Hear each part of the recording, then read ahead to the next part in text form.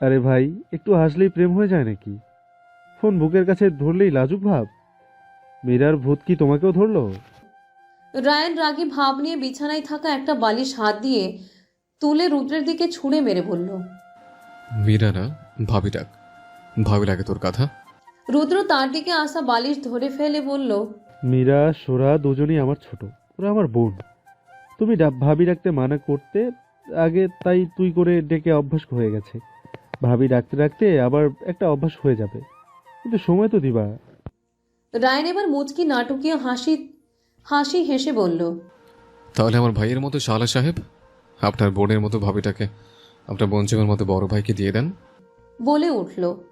রুদ্র রায়ানের কথা বুঝতে কয়েক মিনিট সময় নেই। সেই রায়ানের সম্পূর্ণ কথা বোধগম্য হতেই বলল। ওমা, আমি কিভাবে দিব? আম্মু আব্বু আর খালামণি খালুর সাথে কথা বলো, আর তারপর মীরাকে, মানে মীরা ভাবিকে মানাও। অনেক লম্বা প্রসেস সেটা। আমার বউকে আদর করতে, বাসর সাথে বাচ্চা পয়দা করতে অনেক দেরি হয়ে যাবে। শর্টকাট কিছু বল। রায়ানের সোজা সাপটা কথাতে রুদ্র চোখ বড় বড় হয়ে যায়। সে ভাবতে পারেনি নিজের গম্ভীর মুখ ভাইয়ের থেকে এমন ঠোঁটকাটা কথা শুনবে। আশ্চর্যের আশ্চর্যের চূড়ান্ত সীমা থেকেই রাগে রুদ্র বলল। তাহলে এক কাজ করো, ভাবির সাথে জোর করে সব সব করে ফেলো, তাহলেই লেটা চুকে যায়। রায়ান ভ্রু হালকা নাচিয়ে বলল। আইডিয়া খারাপ না, অনেক সময় বাঁচবে আমার। তাহলে কি বলিস, জোর করে? রায়ান নিজের সম্পূর্ণ কথা শেষ করতে পারল না। রুদ্র রায়ানের তার রেগে বলা কথাটা সিরিয়াসলি নিবে সে ভাবেনি। তাই তার হাতে থাকা বালিশটা রায়ানের দিকে ছুঁড়ে মেরে রায়ানকে চুপ করায় আর বলে। পাগল হয়ে গেছো নাকি? এসব বলছো? মীরা ভাবি আমার বোনের মতো, আর আমার বোনের সাথে জোর জবরদস্তি আমি মানবো না। রায়ান বিছানা থেকে উঠে দাঁড়িয়ে রুদ্রের কাঁধে হাত রেখে বলে। ওই শালা তোর বোন পড়ে, ওই আমার বউ। আমি আমার বউকে যা ইচ্ছে করবো। রুদ্র কাঁধের থেকে হাত নামিয়ে বলল। সেটাই, তোমার বউ সে, তাই যা ইচ্ছে করো, তবে তার অনুমতি নিয়ে তাকে জানিয়ে যে তুমি তার স্বামী। রায়ান আবার একইভাবে কাঁধে হাত রেখে বলে। ভাই আমার, আমি সেটাই করতে চাই। আমাকে একটা হেল্প কর, খালি আম্মুকে একটু ম্যানেজ কর, যেন আমি ডিভোর্সের কথা বললে আমাকে আর একবার ভেবে দেখতে বলে। নাহলে মান সম্মান থাকবে না আমার। ব্যাস, এই কাজটা করে দে। রুদ্র রায়ানের অবস্থা দেখে হেসে উঠে বলে। আচ্ছা, করব। তবে আমাকে তোমার সব ডার্ক রোমান্সের বই দিতে হবে। রায়ান চোখ উল্টে রুদ্রের দিকে তাকিয়ে বলে। তুই ডার্ক রোমান্স পড়ে কি করবি? ওইগুলো ভালো না, পড়তে হবে না। আর তুই পড়ে ওইগুলো অ্যাপ্লাই করবি কি? তোর তার বউ নেই? রুদ্র বিরক্ত হয়ে বলল। বউ নাই, তবে হবে এক সময়, তখন করব। বউ আছে তাই ভাব নিতেছো? লাগে কতবার মনে হয় বউয়ের সাথে অমনে রোমান্স করছে। রুদ্রের কথা কোনো উত্তর দিতে পারল না রায়ান। সত্যি তো, এত কিছু জেনেই বা কি হলো? অ্যাপ্লাই করার জন্য তো বউ থেকেও নেই। রায়ান হতাশ মুখে রুদ্রকে ছেড়ে দিয়ে বলল। আচ্ছা ঠিক আছে, সবগুলাই খুশি? এবার যা আম্মুর কাছে। আম্মু রেগে ফায়ার হয়ে আছে তোর বিকেলের আচরণে। রুদ্র অবাক স্বরে বলল। আমি আবার কি করলাম? আমার উপর রাগ কেন করছে? তুই খাবার খাসনি তাই। এবার যা, আম্মুর রাগ ভাঙিয়ে ডিভোর্সের কথা তুলে তারপর আম্মুকে বলবি আমি আবার ছাড়াছাড়ি কথা বললে যেন আমাকে আর একবার ভেবে দেখতে বলে। বলছিস? রুদ্র কিছু না বলে শুধু মাথা নাড়ালো। ঠিক আছে। রায়ান রুদ্রের কাঁধে দুইবার ট্যাপ করে বলল। এই তো আমার ভাই, বাঘের বাচ্চা। আর হ্যাঁ, বেস্ট, ভাইয়ের জন্য ভাবি কনফার্ম করে ফিরবি, ওকে? রুদ্র রায়ানের দিকে তাকিয়ে। ওকে। বিরায়া সোরায়ার রুমে প্রবেশ করতে করতে। বড় আমি এসে গেছি, আয় তোকে অঙ্ক বুঝিয়ে দিই। মিরায়া এসে দেখে সোরায়া টেবিলের উপরেই মাথা রেখে ঘুমিয়ে গেছে। আসলে এটা সোরায়ার ছোটবেলার অভ্যাস। সে পড়তে পড়তে সব সময় টেবিলের উপর মাথা রেখে ঘুমিয়ে যায়, আর পরে মিরায়া ওকে বিছানায় শুইয়ে দেয়। তবে এমন অসময়ে এমন কখনো হয়নি। রাত হতে না হতেই ঘুমিয়ে গেছে। মিরায়া মিষ্টি হাসি নিয়ে সোরায়ার কাছে আর একটা চেয়ার নিয়ে এসে বসলো, আর সোরায়ার মুখে এসে থাকা চুলগুলোকে কপাল থেকে সরিয়ে নিল। তারপর কপালে একটা চুমু খেয়ে নিল আদর করে, আর বলল। আমার সেই ছোট্ট বোনটা এখন কলেজে পড়ে, ভাবা যায় কত বড় হয়ে গেছে। মিরায়ার হাতের ছোঁয়াতে সোরায়ার কাঁচা ঘুম ভেঙে যায়। সোরায়ার চোখ খুলে মিরায়ার দিকে তাকিয়ে হেসে তাকে জড়িয়ে ধরে। মিরায়াও আবেশে সোরায়াকে বুকে জড়িয়ে নিয়ে বলে। আমার বোনের কি মন খারাপ? সোরায়া মিরায়াকে জড়িয়ে ধরে মাথা না সূচক নাড়িয়ে বলল। না তো আপু। মিরায়া আবার প্রশ্ন করে। তাহলে আজ এত মন মরা কেন? পড়া টেবিলের কি অবস্থা করেছিস? সোরায়া হঠাৎ ইচ্ছে করে মুখ ভরে হেসে ওঠে। টেবিলের বই গুছাতে গুছাতে বলল। আরে আপু, তুমি তো জানো আমার পড়তে ভালো লাগে না। মিরায়া সোরায়ার মাথায় গাঁটটা মেরে বলল। মুখেই বলিস ভালো লাগে না, রেজাল্ট তো মাশাআল্লাহ লেভেলের। সোরায়া আবার হেসে বলল। আচ্ছা আপু, রাত হচ্ছে, সময় কম, তাড়াতাড়ি অঙ্কগুলো খাইয়ে দেয় তো, হজম করতে তো সময় লাগে অঙ্কের ক্ষেত্রে আমার। মিরায়া সোরায়ার কথায় হেসে উঠে তাকে অর্থনীতির চাহিদা যোগান সমীকরণ অঙ্ক বুঝিয়ে দিতে লাগলো।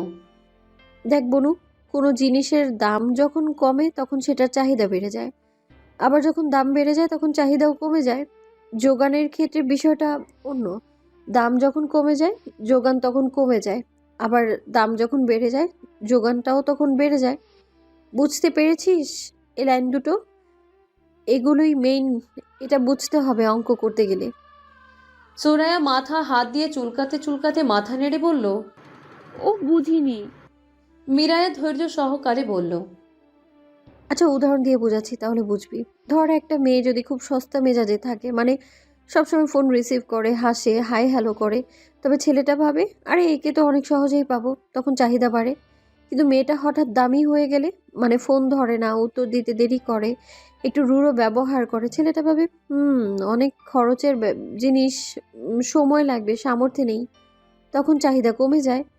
আবার একইভাবে ছেলেটা যখন দেখে মেয়েটা তার প্রতি খুব আগ্রহ, equal to say full, chocolate, time, সব কিছু বেশি বেশি যোগান দেয়। কিন্তু যদি মেয়েটা মুখ ফেরায় সমান সমান হবে, তখন সে ভাবে যত কম দিক তত কম লোকসান, ইকুয়াল টু যোগান কমিয়ে ফেলে। বুঝলি এবার? সোরায়া উপর নিচ মাথা ঝাঁকিয়ে বলল। একদম ক্লিয়ার, খাপে খাপ, মন্টুর বাপ। মিরায়া এরপর এমন মজার ছলে সোরায়াকে সব অঙ্কগুলো বুঝিয়ে দেয়। পড়া শেষে এক পর্যায়ে সোরায়ার মাথায় দুষ্টু বুদ্ধি খেলে গেল। সে মিরায়াকে জিজ্ঞেস করলো। এই আপু, আমিকা হুম এই আপু, আমেরিকা ফিরোজ ভাইয়াটা কি কি হ্যান্ডসাম, তাই না বলো? মিরায়া সোরায়ার মুখে রায়ানের কথা শুনে একটু অবাক হয়, পরে হাসি মুখে উত্তর দেয়। কি জানি, আমি খেয়াল করিনি এখনো, হবে হয়তো। কেন যে তোর ভালো ওনাকে হ্যান্ডসাম মনে হয়েছে? সোরায়া উৎসাহ নিয়ে মাথা ঝাঁকিয়ে। হ্যাঁ লেগেছে তো, তোমার সাথে বেশ মানাবে। সোরায়ার কথা শুনে মিরায়া তার মাথায় গাঁটটা মেরে বলল। অঙ্ক মাথায় যায় না, এসব কিভাবে যায় শুনি। আর শোন, উনি আমাদের বড় ভাই, ফালতু কথা বলবি না মোটেও, কারো কানে গেলে রক্ষা থাকবে না। সোরায়া দুষ্টু হাসি হাসলো, তারপর বলল। বড় ভাইয়া ঠিক আছে, আপন তো আর নয়। আজকাল সৎ ভাই বোনেরও অনেক কিছু হয়। তুমি সঙ্গীত পরায়ণ সত্যি গল্পটা পড়নি হয়তো। মিরায়া এবার রেগে একটু চেঁচিয়ে বলল। ওই সব হাতাহাতি ছোঁয়াছুঁয়ি গল্প তুই পড়, আমার দরকার নেই। আর এমন আজগুবি কথা যেন আর না শুনি, আমি বলে দিলাম, না হলে কিন্তু খুব বকবো। সোরায়া হাসি থামিয়ে সিরিয়াস ভাব আনলো মুখে আর বলল। আমি তো শুধু একটু মজা করছিলাম। আচ্ছা যাও, আর বলবো না। তবে মিরায়া চোখ বাঁকিয়ে বলল। তবে কি? সোরায়া মুখে হাত চেপে হাসতে হাসতে বলল। তবে রায়হান ভাইয়া কিন্তু সত্যি হ্যান্ডসাম, তোমার সাথে বেশ মানাবে। মিরায়া এবার রাগ করে টেবিলে হাত দিয়ে শব্দ করে বাড়ি দিয়ে উঠে দাঁড়ালো আর সোজা নিজের রুমে চলে গেল। সে জানে সোরায়া একবার মজা করা শুরু করলে সেটা চলতেই থাকবে, তাই সে ওই জায়গা তৎক্ষণাৎ ত্যাগ করলো। সোরায়া চুপচাপ মিরায়ার চলে যাওয়ার দিকে তাকিয়ে বলল। ইস, সে নাকি খেয়াল করেনি। যার রুমে গিয়ে পুরো গায়ে ওঠার অবস্থা ছিল তাকে নাকি খেয়াল করেনি। আমার আপুটা এমন কেন? দূর দূর, আমার মতো কেউ নাই। রুদ্র দীর্ঘশ্বাস নিয়ে তার মায়ের রুমের দরজার দিকে এগিয়ে গেল। মায়ের রাগ কিছুটা হলেও ভাঙিয়ে ভাইয়ের সাথে চুক্তি অনুযায়ী কথা বলার। দরজার সামনে এসে সে দ্বিধার সঙ্গে থেমে দাঁড়ালো। এক পলকে মনে মনে বলল। এবার অবশ্যই শান্তভাবে কথা বলবো। দরজা ক্লিক করে রুদ্র ধাক্কা দিয়ে খুলে ভেতরে ঢুকলো। রামিলা চৌধুরী তখন বিছানার পাশে বসে চুপচাপ, চোখে ক্ষোভের রেখা। তার মুখে ছিল বিরক্তি আর আক্ষেপের মিশ্রণ। রুদ্র ধীরে ধীরে এগিয়ে এসে মাথা নিচু করে বলল, আম্মু আমি কি আসতে পারি? রামিলা চৌধুরী চুপ থাকলেন, কিছুই বললেন না। রুদ্র মায়ের নীরবতা বুঝতে পেরে ধীরে রুমে প্রবেশ করে মায়ের পায়ের কাছে বসে বলল, আম্মু আমি জানি আজকে খেতে বসিনি, সেটা ঠিক ছিল না, দুঃখিত। রামিলা চৌধুরীর চোখ এখনো সরল নয়, কিন্তু তার মুখের আক্রমণশীলতা খানিকটা নরম হতে শুরু করলো। তুই কি সবসময় এমন আচরণ করবি? তিনি বললেন, অথচ কণ্ঠে ঝড় ছিল না, শুধু অভিযোগের সুর। রুদ্র একটু হাসি মিশিয়ে উত্তর দিল, না আম্মু আমি আর এমন করব না। তোমার সাথে এর বাইরেও আরও কথা ছিল, আসলে কিছু বিষয় আছে। রামিলা চৌধুরী চুলকে হালকা বেঁকিয়ে বললেন, ঠিক আছে, তবে রাত হয়ে গেছে, এখন তোমার কথা বলার সময় হলো। রুদ্র দাঁড়িয়ে পড়ল, আর রাতের অন্ধকারেও দুইজনের মাঝে ধীরে ধীরে কথার সুর ভেসে উঠল। রুদ্র শুরুর দিকে ছোটখাটো গল্প, স্মৃতি আর হাস্যকর ঘটনা দিয়ে মায়ের মন কিছুটা হালকা করল। ধীরে ধীরে রাগের চোখে কিছুটা মৃদুতা ফুটে উঠল। রাগের রেখাগুলো ধীরে ধীরে ম্লান হতে লাগলো। কিছুক্ষণ বাদে রুদ্র বিষয়ে আসল বিষয়টি তুলল, রায়ানের বিয়ের ডিভোর্সের প্রসঙ্গ। আম্মু আমি ভাবছিলাম রায়ান ভাইয়ের সঙ্গে যদি কথা বলতে বিয়ে ভাঙার ব্যাপারে হয়তো তাকে বোঝানো যাবে। সে হয়তো এখন দ্বিতীয়বার ভেবে দেখার কথা বলা হলে এমন সিদ্ধান্ত নেবে না। রামিলা চৌধুরী হেসে কিন্তু নির্দিষ্ট ও দৃঢ় সুরে বললেন, রুদ্র, যার যার জীবন যার যার ইচ্ছে, আমি ভিতরে ঢুকবো না। রায়ানকে এর আগেও বলা হয়েছে এই কথা, কিন্তু সে নিজের ইচ্ছেতেই চাইছে এটা। আমি তাকে জোর করব না, ও যা খুশি তাই করুক। যদি বিয়ে ভাঙার হয় ভেঙে দেবে, আমি কিছুতেই বাধ্য করতে পারবো না। রুদ্র কিছুটা চুপ থেকে মাথা নাড়ল, বোঝার চেষ্টা করলো, এরপর মায়ের দিকে তাকিয়ে বলল, ঠিক আছে মা, আমি শুধু বললাম আর কি, এবার বললে হয়তো একটু ভেবে দেখবে। রামিলা চৌধুরী ধীরে হাসলেন। রাতের জন্য খেতে আয়, আমি সার্ভ করব এখন। সবাইকে খাবার খেতে ডাক, আর রাতে আর কোনো ঝামেলা নয়। রুদ্র মৃদু হাসি দিয়ে বলল, ঠিক আছে মা, আমি আসছি। রাত্রি ঘন হতে হতে রুদ্র ও রামিলা দুজনের মধ্যে কথোপকথনের ছোঁয়া মনকে শান্তি দিচ্ছিল। রুদ্র অনুভব করল মার রাগ কমেছে, মনটা কিছুটা হালকা হয়েছে। আর সবচেয়ে গুরুত্বপূর্ণ, মায়ের কাছ থেকে সমর্থন না পেলেও তার মা আর তার উপর রেগে নেই। রাত তখন ঠিক 9টা বাজে। চারপাশে এক অদ্ভুত শান্তি নেমে এসেছে। বাড়ির আঙিনায় হালকা ঝিঝি পোকার ডাক। বড় বাড়িটা যদিও আলোয় ভরা, তবুও ভেতরে যেন এক অদৃশ্য চাপা উত্তেজনা টের পাওয়া যায়। রান্নাঘরের ভেতর দাঁড়িয়ে আছেন রামিলা চৌধুরী, হাতে অ্যাপ্রন বাঁধা, চুলগুলো খোপায় তোলা। তিনি বড় একটা হাঁড়ি চুলার উপরে বসাচ্ছিলেন। তার অভ্যাস ছিল যত রাতই হোক না কেন ঘরে সবার খাবারটা নিজ হাতে তৈরি করবেন। চাকর বাকর আছেন, কিন্তু নিজের হাতে রান্নার তৃপ্তি, বিশেষ করে সন্তানদের মুখে নিজের রান্না খাওয়ানোর আনন্দ তিনি কোনো কিছুর সাথেই তুলনা করতে পারতেন না। কিন্তু অসাবধানতাবশত সবজি কাটতে কাটতেই হঠাৎ তার আঙ্গুলে ছুরি লেগে যায়। আহ! একটুখানি চিৎকার বেরিয়ে এলো তার মুখ থেকে। হাতের আঙ্গুল দিয়ে সাথে সাথেই লাল রক্ত গড়িয়ে পড়ল। এই আওয়াজটা ড্রয়িং রুম পর্যন্ত ভেসে গেল। ড্রয়িং রুমে তখন মিরায়া সোরায়ের উদ্ভট ও অকারণে রায়ান আর তাকে জড়িয়ে বলা কথায় বিরক্ত হয়ে বসেছিল। সোরায়া ছোট মানুষ, হয়তো বুঝে বলেনি যা বলেছে, তবে কথা কেন জানি মিরায়ার যুক্তিসঙ্গত মনে হয়নি। তাই মিরায়া মুখ গোমড়া করে সোফার কোণে হেলান দিয়ে বসেছিল। কিন্তু রান্নাঘর থেকে আসা আহ শব্দে তার ভ্রু কুঁচকে গেল। সে এক মুহূর্তে কোনো দেরি না করে ছুটে গেল রান্নাঘরের দিকে। রান্নাঘরের ভেতরে ঢুকতেই তার চোখে পড়ল রামিলা চৌধুরী হাতে আঙ্গুল চেপে ধরে আছেন, আর চুলার উপর রাখা হাঁড়ি থেকে হালকা ধোঁয়া উঠছে। মামুনি, মিরায়ার কণ্ঠ কেঁপে উঠল। সে ছুটে গিয়ে রামিলা চৌধুরীর হাতটা নিজের হাতে নিল। তুমি সবজি কাটতে গিয়ে হাত কেটে ফেলেছো। আমায় বলতে আমি কেটে দিতাম। এই কাটা হাতে আবার তুমি রান্না করবে? না, হবে না তো। এক্ষুনি চলো, আমি ড্রেসিং করে দিচ্ছি কাটা জায়গায়। রামিলা চৌধুরী স্বাভাবিক ভঙ্গিতে হালকা হাসি চাপতে চেষ্টা করে বললেন, এত বড় কিছু না মিরামা, সামান্য কেটেছি, একটু পানি দিলেই ঠিক হয়ে যাবে। মিরায়া তবুও এক বিন্দু ছাড়ল না। তার কণ্ঠে ছিল জেদ আর মমতার মিশ্রণ। না মামনি, আজ আর তুমি একটুও রান্না করবে না, আমি রান্না করব। তুমি এক্ষুনি তোমার রুমে গিয়ে রেস্ট নাও। এখন এই হাতে রান্না করে কষ্ট করতে হবে না। আরে সমস্যা হবে মীরা, বললাম তো তেমন কিছু হয়নি। মৃদু বিরক্তির সুরে বললেন রামিলা চৌধুরী। তুই তো এসব পারবি না, বড় বড় হাঁড়ি বসানো, মশলা ফোড়ন দেওয়া সহজ কাজ না। মিরায়া এবার রামিলা চৌধুরীর হাত শক্ত করে চেপে ধরল। তার চোখ চিকচিক করছে, যেন অভিযোগ ঝরে পড়ছে প্রতিটি কথাই। মামুনি, তুমি কি আমাকে এতটাই ছোট ভাবো? তুমি না আমাকে তোমার মেয়ে বলো। আমি যদি তোমার মেয়ে হই তবে তোমার জন্য একদিনের রান্না করতে পারবো না আমি? তুমি তো সব সময়ই আমাদের জন্য রান্না করো, আজ অন্তত আমাকে করতে দাও। রামিলা চৌধুরী একটু থমকালেন। মিরায়ের চোখে এই অদ্ভুত দৃঢ়তা দেখে তিনি চুপ করে গেলেন। তার ভেতরে এক অদ্ভুত আবেগ খেলে গেল। তবুও তিনি বললেন, মীরা, রান্নাঘরের কাজ খেলা নয়, তোর যদি কিছু হয়ে যায়। মিরায়া মাথা নেড়ে হালকা হাসল। আমার কিছু হবে না মামুনি, তুমি শুধু খাবার খেয়ে দেখো, আমি সবটা সামলে নেব।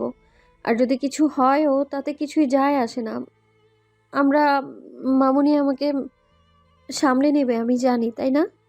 মিরায়ার এই কথায় রামিলা চৌধুরীর বুকটা হঠাৎ ভরে উঠল। তিনি কেমন যেন নিঃশ্বাস ফেলে বললেন, তুই জেদি মেয়েই রয়ে গেলি। হ্যাঁ, আমি তোমার মেয়ে তো মামুনি। দুষ্টুমি ভরা হাসি দিল মিরায়া। অবশেষে হার মেনে গেলেন রামিলা চৌধুরী। দীর্ঘশ্বাস ফেলে বললেন, আচ্ছা ঠিক আছে, তোর যা ইচ্ছে তাই কর, তবে সাবধানে করিস। আমি যাচ্ছি আমার রুমে, প্রয়োজনে ডাকবি কিন্তু। মিরায়া মাথা নাড়ায় হ্যাঁ সূচক আর বলে, ওকে মামুনি। মিরায়া তাড়াতাড়ি রামিলা চৌধুরীর হাতটা ধুয়ে ব্যান্ডেজ করে দিল। তারপর তার কাঁধে হাত রেখে রুম পর্যন্ত এগিয়ে দিল। বিদায় নেয়ার সময় মীরার কণ্ঠে নরম আদেশের সুর। মামুনি, একটু চিন্তা করো না, আমি সামলে নেব, তুমি শুধু রেস্ট নাও। রুমে পাঠিয়ে দিয়ে মিরায়া আবার রান্নাঘরে ফিরে এলো। চুলার আগুন নতুন করে জ্বালালো, হাঁড়িতে পানি দিল, মশলা গুছিয়ে রাখলো। এক অদ্ভুত তৃপ্তি তার চোখে মুখে ভাসছে। রান্নাঘরের ভেতর ধোয়া আর মশলার গন্ধে ভরে উঠল পরিবেশ। মিরায়ার হাতের নড়াচড়ায় প্রতিটি পদক্ষেপে ফুটে উঠেছে তার যত্ন আর আন্তরিকতা। আর রান্নাঘরের জানালা দিয়ে চাঁদের আলো ঢুকে মিশে গেল সেই দৃশ্যে। রাত তখন 9:30টার দিকে। রায়ান তার রুমে বসে আছে অনেকক্ষণ ধরে। সারাদিনের টেনশন, মনের ভেতরে জমে থাকা বিরক্তি, মিরায়ার চিন্তা, ধারাবাহিক ঘটনার কারণে কিছু খাওয়া হয়নি। কিন্তু মানুষের শরীর তো ব্যস্ততা বোঝে না। পেটটা তখন প্রচণ্ড ক্ষুধায় মোচড় দিয়ে উঠতে লাগলো। চোখের সামনে ভেসে উঠছে সুস্বাদু খাবার, যেন মনের ভেতর থেকে শরীর বারবার মনে করিয়ে দিচ্ছে কিছু একটা খেতে হবে। রায়ান একসময় দীর্ঘশ্বাস ফেলে উঠে দাঁড়ালো। মনে মনে ভেবেছিল, আম্মু হয়তো রান্নাঘরে রান্না করছে, গিয়ে দেখে কিছু খাওয়া যায় কিনা। ধীর পায়ে সিঁড়ি দিয়ে নামতে লাগলো। প্রতিটা ধাপ যেন তার অলসতা আর ক্ষুধার সাথে মিশে যাচ্ছে। সিঁড়ির নিচে নেমেই গন্ধটা প্রথমে টের পেল। ভাজা পেঁয়াজের হালকা ঘ্রাণ, মশলার সুবাস, একেবারে টাটকা গন্ধ। তার চোখ একটু উজ্জ্বল হয়ে উঠল। আম্মুই তো রান্না করছে মনে হয়। সে রান্নাঘরের দিকে এগিয়ে গেল, দরজার কাছে এসে থমকালো। ভেতরে হালকা আলোয় সে যে দৃশ্যটা দেখল তা দেখে রায়ান কয়েক মুহূর্ত অবাক হয়ে দাঁড়িয়ে রইল। চুলার আগুনে হাঁড়ি চাপানো, পাশেই কাটা সবজি গোছানো, আর গায়ে হালকা ক্লান্তির ছাপ নিয়ে মিরায়া রান্না করছে। চুলের 2-1টা গোছা খোপা থেকে বের হয়ে কপালে লেগে আছে। তবুও সে একাগ্র হয়ে হাঁড়ি নাড়ছে। চোখে মুখে ভীষণ সিরিয়াস একটা ভঙ্গি, যেন এই রান্নাই তার কাছে সবচেয়ে বড় দায়িত্ব। রায়ানের মনে অদ্ভুত এক ঝটকা লাগলো। মীরা রান্না করছে? তার পা যেন আপনি ধীরে ধীরে রান্নাঘরের ভেতরে ঢুকে গেল। রায়ান দরজার ফ্রেমে হেলান দিয়ে দাঁড়িয়ে আছে। চোখের সামনে চুলার আগুনে ব্যস্তভাবে রান্না করছে মিরায়া। হাতের ভঙ্গি দৃঢ়, কিন্তু মুখে একটা একাগ্রতা, যেন ভেবে রেখেছে আজকের রান্না নিখুঁত করবেই। চুলের খোপা একটু এলোমেলো, কপালে ঝরে পড়া কয়েকটা আলগা গোছা ঘাম মাখা মুখে হালকা লেপ্টে আছে। কপালে মুখে জমা ঘাম বারবার কনুই দিয়ে ঠিক করে নিচ্ছে। তবুও তার চোখে মুখে ভীষণ এক শান্ত সৌন্দর্য, যেটা একদম গৃহিণীর মতো। রায়ান দাঁড়িয়ে থাকতে থাকতে হঠাৎ টের পেল নিজের বুকের ভেতর কেমন জানি অচেনা দোলা লাগছে। তার চোখে যেন মুহূর্তেই একটা দৃশ্য, তার বউ একদম পাক্কা গিন্নির মতো রান্না করছে। সে মনে মনে অদ্ভুত মুগ্ধতার সাথে ভেবে উঠল, উফ, আমার বউটাকে কি সুন্দর লাগছে।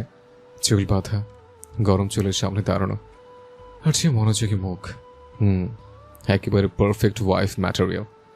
আগে কখনো এভাবে খেয়াল করিনি যে এই অবস্থায় ওকে এতটা সুন্দর লাগতে পারে। রায়ান নিজেই নিজের মনে একটু হাসল। রান্নাঘরের ভেতরে হাঁড়ির ঢাকনা ঠক ঠক করে উঠছে। মিরায়া কপালের চুলটা পেছনে সরিয়ে সামনের দিকে মনোযোগ দিয়ে দাঁড়িয়ে রান্না করছে। হঠাৎ করেই মিরায়ার মনে হলো পেছন থেকে কেউ তাকিয়ে আছে।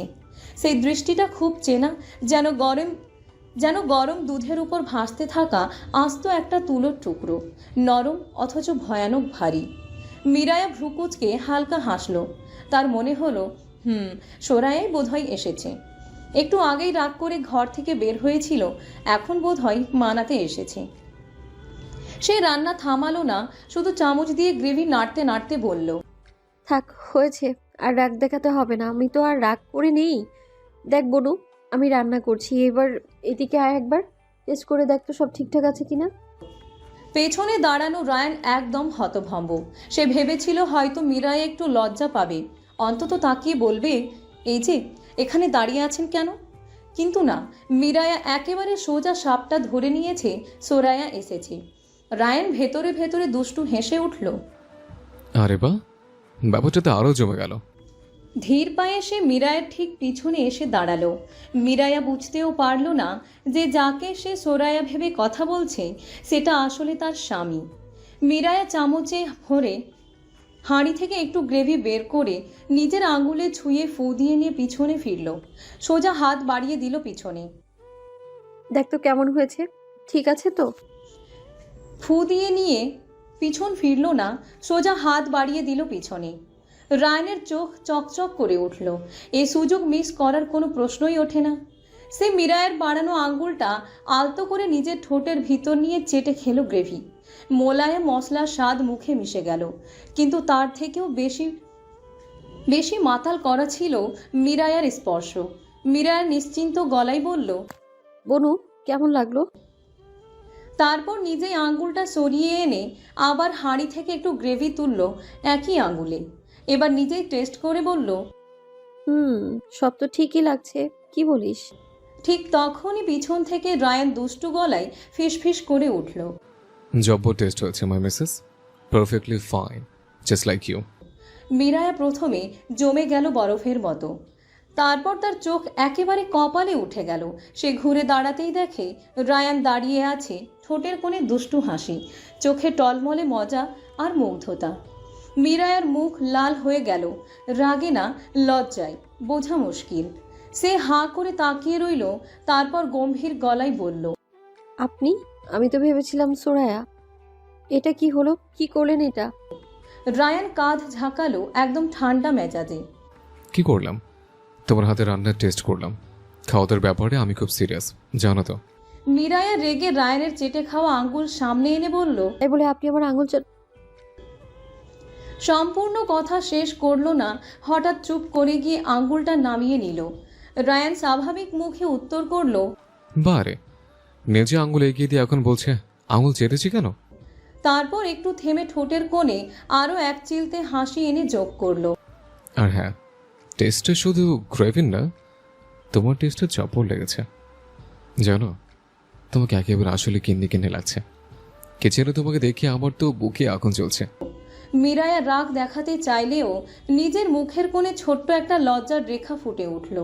সে চামচ দিয়ে হাঁড়ির ভেতর ঠক ঠক শব্দ করে বলল, চুপ করুন, বেশি বকবেন না, যান এখান থেকে, বসে থাকুন, রান্না শেষ হলে খাবার পাবেন। রায়ান তখনও তার দিকেই তাকিয়ে রইল, যেন হাঁড়ির ভেতরের খাবারের চেয়েও মিরায়ার সেই লাজুক মুখটা বেশি সুস্বাদু। রায়ান নিজের ভেতরের মনোভাব আটকাতে না পেরে বলে উঠে, লুকিং ইয়াম্মি। মিরায়া চোখ ছোট ছোট করে রায়ানের দিকে তাকাতেই দেখল রায়ান তার দিকেই তাকিয়ে আছে। আপনি কি কথাটা আমার উদ্দেশ্যে বললেন? রায়ান মাথা হ্যাঁ সূচক নেড়ে আবার না সূচক নাড়ল। I was talking about the food, Hartford. Be positive, babe. Babe? Ryan পিছন দিকে ফিরে রান্নাঘর ত্যাগ করতে করতে বলে, Babe is a shortcut of saying baby. Babe. Ryan কথার উত্তর করে নির্বিকার চিত্তে রান্নাঘর থেকে বের হয়ে গেল। এদিকে মিরায়া অবাক রায়ানের কথা শুনে। দরজার দিকে তাকিয়ে মিরায়া দেখল সে সিঁড়ি বেয়ে ধীর পায়ে উঠে যাচ্ছে। মিরায়ার হাত থেমে গেল হাড়ি নাড়ার মাঝপথে। বুকের ভেতর কেমন এক অদ্ভুত এক চাপা অনুভূতি জেগে উঠল। লোকটা আমার সাথে এমন করে কেন? মনের ভেতর প্রশ্নটা হঠাৎ গজিয়ে উঠল। মিরায়ের মনে একে একে ভেসে উঠতে লাগলো সেই শব্দগুলো, বেব, হৃদ পাখি, মাই মেসেজ। তারপর হঠাৎ করে সেই চোখাচোখি মুহূর্তগুলো, যখন রায়ান নির্লিপ্তভাবে তাকিয়ে থেকেছে, আবার মজা করে পাশ কাটিয়ে গেছে। মিরায়া ঠোঁট শুকিয়ে এলো, সে হালকা নিঃশ্বাস ফেলল। এটা কি শুধুই মজা, নাকি সত্যি কিছু আছে ওনার ভেতরে? চামচটা হাত থেকে সরিয়ে টেবিলের উপর রাখলো মিরায়া। জানালার কাছে নিজের অস্পষ্ট প্রতিবিম্ব দেখল, ক্লান্ত কিন্তু অদ্ভুতভাবে আলোকিত মুখ। তার ভেতর আবার এক ধরনের দ্বিধা কাজ করলো। রায়ান ভাইয়া যদি আমাকে সত্যিই পছন্দ করতো, তাহলে এমন কেন করে মাঝে মাঝে? নাকি ইচ্ছে করেই সব আড়াল করে রেখেছে সেই শক্ত কঠিন মানুষটার মুখোশের ভেতরে? মিরায়ার বুক ধড়ফড় করতে লাগলো। অজান্তেই তার ঠোঁটে এক ফোঁটা হাসি ফুটে উঠল, আবার মুহূর্তেই মিলিয়ে গেল। সে নিজের মনে ধীরে ধীরে বলল, না, আমি বোধহয় বাড়াবাড়ি করছি, কিন্তু কেন জানি মনে হচ্ছে রায়ান ভাইয়া সত্যি আমার দিকে টানছে। উনি কেনই বা বারবার আমাকে মাই মিসেস বলে ডাকবে? তারপর চুপ করে দাঁড়িয়ে গেল, চোখ বন্ধ করে নিঃশ্বাস নিল গভীরভাবে। রান্নাঘরের ভাপের মধ্যে সেই প্রশ্নটাই আবার ঘুরে ফিরে বাজলো মাথায়। রাত তখন প্রায় 10টা বাজতে চলল। রান্নাঘরের ভেতর থেকে ভাতের ধোয়া, মাংসের ঝোল আর মশলার গন্ধেও মিলেমিশে ছড়িয়ে পড়েছে পুরো চৌধুরী বাড়িতে। মিরায়া রান্না শেষ করে হাঁড়িগুলো এক এক করে সাজিয়ে রাখলো ডাইনিং টেবিলের পাশে। পরিহিত ওড়না দিয়ে ঘেমে যাওয়া কপাল মুছতে মুছতে সে হালকা নিঃশ্বাস ফেলল। তারপর ভেতরের গলা নামিয়ে ডাকলো, মামুনি, ভাইয়া, সোরায়া, সবাই খেতে আসো তো, রান্না হয়ে গেছে। মিরায়ার ডাকে একে একে সবাই নেমে এলো নিচে। প্রথমে রামিলা চৌধুরী, মুখে একরকম ক্লান্তির ছাপ। তারপর সিঁড়ি দিয়ে নামলো সোরায়া, তারপর রুদ্র, আর সবার শেষে ধীর পায়ে এলো রায়ান। ডাইনিং টেবিল সাজানো দেখে রামিলা চৌধুরী অবাক হলেন। তুই রান্না করেছিস এত কিছু? মিরায়া মাথা উঁচু করে হেসে উত্তর দিল। হ্যাঁ মামুনি। কথা শেষ না হতেই রুদ্র হেসে উঠল। মীরার হাতে বানানো খাবার আজ প্রথমবার খাবো। কি রে মীরা, খাওয়া যাবে তো? মীরা হাসি মুখে সবাইকে একে একে বসালো, তারপর নিজেই থালা সাজিয়ে খাবার পরিবেশন শুরু করলো। সে একবার ভাত দিচ্ছে, একবার মাংসের ঝোল তুলে দিচ্ছে, আবার সবজি ভাগ করে রাখছে। প্রতিটি কাজের ভেতরে তার যত্ন আর আন্তরিকতা যেন ফুটে উঠছিল। কিন্তু টেবিলে বসে থাকা রায়ানের চোখ যেন অন্য কোথাও আটকে গেছে। সে মুগ্ধ দৃষ্টিতে মীরার প্রতিটি অঙ্গভঙ্গি লক্ষ্য করছে। চুল খোপায় বেঁধে রাখা, ঘামে ভেজা কপালে ঝুলে থাকা একগুচ্ছ চুল, আর খাবার পরিবেশনের সময় তার মৃদু হাসি। এমন মুহূর্তটা হঠাৎ করে রামিলা চৌধুরীর চোখে ধরা পড়ল। তিনি একবার ছেলের মুখের দিকে তাকালেন, আবার মিরায়ার দিকে। ভেতরে ভেতরে কেমন অদ্ভুত এক অনুভূতি বয়ে গেল। সোরায়াও থেমে থেমে রায়ানের সেই গভীর দৃষ্টি লক্ষ্য করছিল। আর রুদ্র তো স্পষ্টই খেয়াল করে ফেলল ভাইয়ের মনোযোগের কেন্দ্র কোথায়। একসময় হালকা গলা খাকারি দিয়ে উঠল। হঠাৎ শব্দে রায়ান চমকে উঠল, চোখ মিরায়ার থেকে সরিয়ে নিল। আর মিরায়াও যেন অস্বস্তি থেকে মুক্তি পেল। তার গাল হালকা লাল হয়ে উঠল, কিন্তু সে কিছু বলল না, শুধু হাঁড়ি থেকে আবার ভাত তুলে দিতে লাগলো। খাওয়া শুরু করতে গিয়েই রুদ্র পাশে চেয়ারটা টেনে আনলো। রায়ানে ঠিক পাশে বসাতে যাচ্ছিল। রায়ান চোখে ভ্রু নাড়িয়ে হালকা ইশারা করলো, ওখানে বসিস না। কিন্তু রুদ্র কিছুই বুঝলো না, বরং উল্টা চিৎকার করে উঠল, ভাইয়া চেয়ার ছাড়ো, বসবো তো। কি ইশারা দিচ্ছ? রায়ান হক চকিয়ে গেল, মুখে একটু ভ্যাবাচেকা ভাব নিয়ে বলল, কই, আমি কবে ইশারা করলাম? তুই বস যেখানে খুশি। তার গলায় অপ্রস্তুত আমতা আমতা ভাব স্পষ্ট বোঝা যাচ্ছিল।